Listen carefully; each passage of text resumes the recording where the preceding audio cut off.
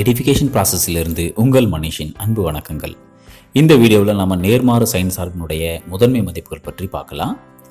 முதலாவதாக சைன் சார்பினுடைய வரைபடத்திலிருந்து நம்ம தொடங்குவோம். ஏற்கனவே சைன் சார்பினுடைய வரைபடம் எப்படி வரையலாம் அப்படின்றத லாஸ்ட் வீடியோவில் நம்ம எக்ஸ்பிளைன் பண்ணியிருக்கிறோம். அதை பார்க்காதவங்க பார்த்துட்டு வாங்க. ஸோ இதுபோல் ஒரு அலைவடிவத்தில் தான் சைன் சார்பாக அமைகிறது.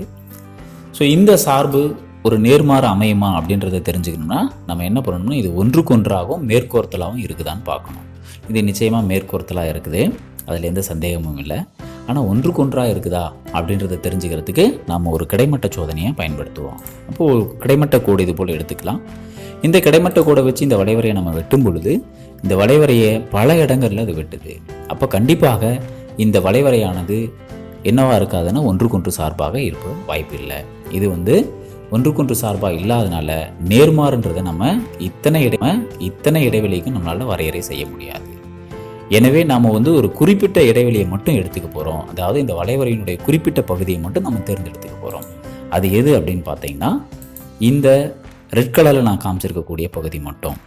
ஸோ இது எங்கேருந்து எது வரைக்கும் இருக்குது அப்படின்னு பார்த்தீங்கன்னா -π/2 +π/2 வரைக்கும் இருக்கக்கூடிய இந்த இடைவெளியை நம்ம சூஸ் பண்ணிக்கிறோம். இதை தான் நம்ம என்ன சொல்கிறோம்னா கட்டுப்படுத்தப்பட்ட இடைவெளின்னு சொல்கிறோம். இந்த கட்டுப்படுத்தப்பட்ட சார்பகத்தை தான் சைன் சார்பை நம்ம வரையறை செய்யும் பொழுது அதுக்கு நேர்மாறு கிடைக்கும்னு சொல்லலாம். ஏன் இங்கே மட்டும்தான் நம்மளால் கட்டுப்படுத்த முடியுமா, வேற எங்கேயும் எடுத்துக்க முடியாதானா? முடியும். இது போல் பல இடங்கள்ல நம்மளால் கட்டுப்படுத்தி எடுத்துக்கலாம். ஆனால் மற்ற இடைவெளிகளோட ஒப்பிட்டு பார்க்கும் பொழுது இந்த இடைவெளிக்கு ஒரு சிறப்பம்சம் இருக்குது. அது என்ன அப்படின்னு பார்த்தீங்கன்னா இதில் ஆதி அமைகிறது. அதே சமயத்தில் முதன்மை கால்வட்டத்தில் இருக்கக்கூடிய அனைத்து மதிப்புகளும் நமக்கு அமையப்படும். அது மட்டும் இல்லாமல் இந்த சைன் வளைவரையானது இந்த இடைவெளியில் உங்களுக்கு ஒரு ஏறும் சார்பாக அமைகிறது. இத்தனை இருக்கிறதுனால இந்த இடைவெளியை சூஸ் பண்ணியிருக்காங்கன்னு சொல்லலாம். ஸோ எனவே கட்டுப்படுத்தப்பட்ட சார்பகம் -π/2, π/2ன்ற இந்த இடைவெளியில் மட்டும் நம்ம சைன் சார்பை எடுத்துக்கும் பொழுது அதுக்கு நேர்மாறு சார்பு அமையறதுக்கு வாய்ப்பு இருக்குது. ஸோ இப்போ நேர்மாறு சைன் சார்பை எப்படி வரையறை செய்யலாம்? ஸோ இப்போ நேர்மாறு சைன் சார்பினுடைய வரையறையை பார்க்கலாம். நேர்மாறு சைன் சார்பை எப்படி வரையறை செய்யறோம்னா சைன் இன்வர்ஸ் ஆஃப் -1,1 -π/2, π/2 வரையறை செய்யலாம். இங்கே சைன் சார்பினுடைய சார்பகம் முதன்மை சார்பகமானது இங்கே என்னவா மாறி இருக்குன்னா வீச்சகமாக மாறி இருக்கும். அதே போல் -1,1 அங்கே இருந்த அந்த வீச்சகமானது இங்கே என்னவா மாறி இருக்குன்னா சார்பகமாக மாறி இருக்கும். இது உங்களுக்கு நல்லா தெரியும். சரி, இப்போது இந்த இடத்துல நம்ம ஒரு 2 கவனிக்கத்தக்க வேண்டிய விஷயங்கள் இருக்குது. முதன்மை மதிப்புகள்னா என்ன, முதன்மை சார்பகம்னா என்ன, இது ரெண்டையும் கன்ஃபியூஸ் பண்ணிக்காமல் நம்ம பார்த்துக்கணும். முதலாவதாக கட்டுப்படுத்தப்பட்ட இடைவெளி சைன் சார்புக்குன்னு பார்க்கும் பொழுது அதை நம்ம முதன்மை சார்பகம்னு சொல்லுவோம். அதே சமயத்தில் அந்த சைன் இன்வர்ஸ் ஆஃப் எக்ஸ் என்ற இந்த சார்புக்கு -π/2, π/2ல நமக்கு சில மதிப்புகள் கிடைக்கும். அங்கே அது சார்பகமாக இருந்தது, அதனால முதன்மை சார்பகம் சொன்னோம். இங்கே இது என்னவா இருக்குன்னா வீச்சகமாக இருக்குது. வீச்சகத்தில் நமக்கு சில மதிப்புகள் கிடைக்கும். அந்த மதிப்புகளை தான் நம்ம என்னன்னு சொல்கிறோம்னா முதன்மை மதிப்புகள்னு சொல்கிறோம். ஸோ ரெண்டையும் குழப்பிக்காமல் பார்த்துக்கணும். அப்போ முதன்மை சார்பகம்னாலே அது சைன் சார்புக்கானது, முதன்மை மதிப்புகள்னு சொல்கிறோம்னா அது சைன் இன்வர்ஸ்க்கானதுன்றதை நீங்கள் தெளிவாக தெரிஞ்சுக்கணும். இப்போ நேர்மாறு சைன் சார்பினுடைய வரைபடம் பார்க்கலாம். முதலாவதாக சைன் சார்பினுடைய வரைபடத்திலிருந்து நம்ம அந்த வரைபடத்தை கொண்டு வர முயற்சி செய்வோம். இப்போ ஒரு சார்பு, எந்த ஒரு சார்புக்கும் நேர்மாறு சார்புன்றது என்ன அப்படின்னு பார்த்தீங்கன்னா அதனுடைய சார்பகமும் வீச்சகமும் இடம் மாறிக்கும். சொல்லப்போனால் நம்ம XHல தான் சார்பகமாக எடுத்துக்கிறோம் அண்ட் YH என்னவா எடுத்துக்கிறோம்னா வீச்சகமாக எடுத்துக்கிறோம். அப்போ இந்த 2 அச்சுகளையும் மாற்றிக்க போகிறோம். அதாவது XH YH மாறப்போகுது, YH XH மாறப்போகுதுன்னு நினச்சிக்கோங்க. அப்படியே இந்த படத்தை முழுமையாக திருப்புறதா நினச்சிக்கோங்க. முதல்ல நான் என்ன பண்ணுறேன்னா இந்த -1ன்றதும் +1, அதாவது இந்த YH XH கொண்டு வர போகிறேன். அதனால் இப்படி இடப்பக்கமாக ஒரு 90 டிகிரி சுழற்றுறதா நினச்சிக்கோங்க. அல்லது இதை இந்த பக்கம் ரைட் சைடில் ரொட்டேட் பண்ணுறதா நினச்சாலும் சரிதான். ஸோ அப்போ இந்த மாதிரியான ஒரு வடிவம் இருக்கும். இப்போ இருக்கக்கூடிய இந்த YHல மதிப்பு மேலே பார்த்தீங்கன்னா உங்களுக்கு குறையெண்ணில் இருக்கும். ஆனால் எப்போவுமே ஒயில் நம்ம எங்கே தான் குறிப்போம்னா கீழே தான் மைனஸ் குறிப்போம் இல்லைங்களா? அதனால் இதை அப்படியே XH பொறுத்து ஒரு சுழற்சி சுழற்றுறதா நினச்சிக்கோங்க. அப்படி சுழட்டும் பொழுது இந்த மாதிரியான ஒரு வடிவம் நமக்கு கிடைக்கும். இதுதான் நம்மளுடைய நேர்மாறு சைன் சார்பினுடைய வரைபடம். இந்த வரைபடங்கள் நல்லா நோட் பண்ணிக்கோங்க. ஏன்னா நம்மளுடைய தேர்வுகளில் இதெல்லாம் கூட கேட்குறாங்க. அப்போ நம்ம மிக எளிமையாக படம் வரைஞ்சிடலாம். சைன் சார்பினுடைய படத்திலிருந்து நேர்மாறு சைன் சார்பினுடைய படத்தை மிக எளிமையாக வரைஞ்சிடலாம். சரி, இப்போ இந்த 2 சார்புகளையும் ஒரே இடத்துல, 2 படங்களையும் ஒரே இடத்துல ஒப்பிட்டு பார்த்தோம்னா இதை போல் ஒரு வடிவம் இருக்கும். இப்போ y = xன்ற ஒரு கோடை நம்ம வரைஞ்சோம்னா அந்த கோட்டில் பொறுத்து சைன் இன்வர்ஸ் எக்ஸனுடைய படமோ சைன் எக்ஸனுடைய படமோ ஒன்றுக்கொன்று எப்படி இருக்கும்னா பிரதிபலிப்புகளாக இருக்கும். சரிங்களா? ஸோ இது எல்லா விதமான நேர்மாறு சார்புகளுக்கும் பொருத்தமானது. 11ஆம் வகுப்புலேயே நீங்கள் பார்த்துருப்பீங்க. இப்போ ஒரு கேள்விக்கு போகலாம். எக்ஸின் எந்த மதிப்பிற்கு சைன் எக்ஸ் சமம் சைன் இன்வர்ஸ் எக்ஸ் ஆகும்னு ஒரு கேள்வி கேட்டிருக்காங்க.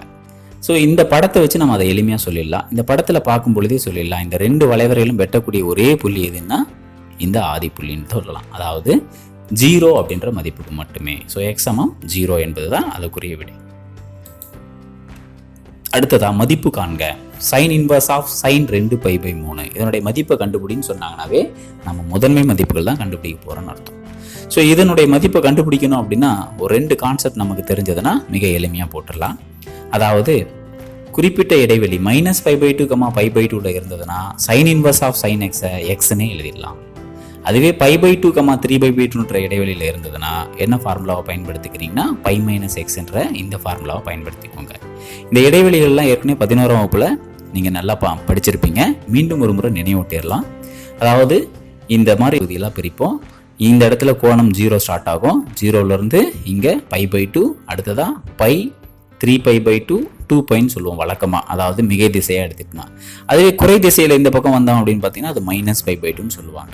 அப்போ -π/2 to +π/2ன்னு சொல்லும் பட்சத்தில் அது எந்த கால் பகுதியில் அமையும் அப்படின்னு பார்த்தீங்கன்னா முதல் கால் பகுதி மற்றும் 4ஆம் கால் பகுதியில் தான் அமையும். ஆனால் இங்கே கொடுக்கப்பட்டுள்ள இந்த கோணமானது 2π/3 ஆனது எந்த கால்வட்டத்தில் அமையாதுன்னா முதல் மற்றும் 4ஆம் கால்வட்டத்தில் அமையாது. ஏன்னா அது இங்கே இருக்கக்கூடிய ஒரு கோணமாகும் 2ஆம் கால் பகுதி. அப்போ அது எந்த இதில் சேரும் அப்படின்னு பார்த்தீங்கன்னா π/2, 3π/2 சேரும். எனவே நம்ம எந்த ஃபார்முலாவை பயன்படுத்தலாம்னா π-x என்ற ஃபார்முலாவை பயன்படுத்தலாம். எனவே π-2π/3. ஸோ 3ஆல் அந்த குறுக்கு பெருக்கம் பண்ணிங்கன்னா 3π - 2πன்னும் போது π/3 வந்துடும். இதே போல் 2வது ஒரு கேள்வி கேட்டிருக்காங்க 5π/4. இந்த மாதிரியான மதிப்புகளை பொறுத்தவரை நீங்கள் π/4 தெரிஞ்சதுன்னா 5π/4 எங்கே இருக்குன்னு யோசிச்சிடலாம். π/4ன்னா நம்ம வந்து டிகிரியில் மாற்றும் பொழுது நமக்கு என்ன கிடைக்கணும் 45 டிகிரி வரும். அப்போ 5ஆல் அதை பெருக்கிக்கோங்க, வேறு ஒன்றும் இல்லை. அப்போ 5 20, 5 25, அதாவது 225 டிகிரி. 225னா அது எந்த கால் பகுதியில் இருக்குன்னு உங்களுக்கே தெளிவாக தெரியும். 3ஆம் கால் பகுதியில் இருக்கும். அப்போவும் அதே ஃபார்முலா தான் நம்ம பயன்படுத்த போகிறோம். எனவே π-x அதாவது π-5π/4. அப்போ 4ஆல் பெருக்குன்னா 4π - 5π. பெரிய என்னுடைய குறி மைனஸ் வரும். அதனால் 5π 4π போச்சுன்னா -π/4 அப்படின்ற விடை நமக்கு கிடைச்சிருது. அடுத்த ஒரு கேள்வி மதிப்பு காண்க. Sine inverse of sine 5π/9 cos π/9 + cos 5π/9 sin π/9ன்னு கொடுத்துருக்காங்க. இதை பார்த்த உடனே நம்ம ஒரு தெளிவான முடிவுக்கு வரலாம். சைன் இன்வர்ஸ்க்குள்ள சைன் வந்ததுன்னா நமக்கு எளிமையாக அதை வந்து சிம்பிளிஃபை பண்ணிட முடியும்.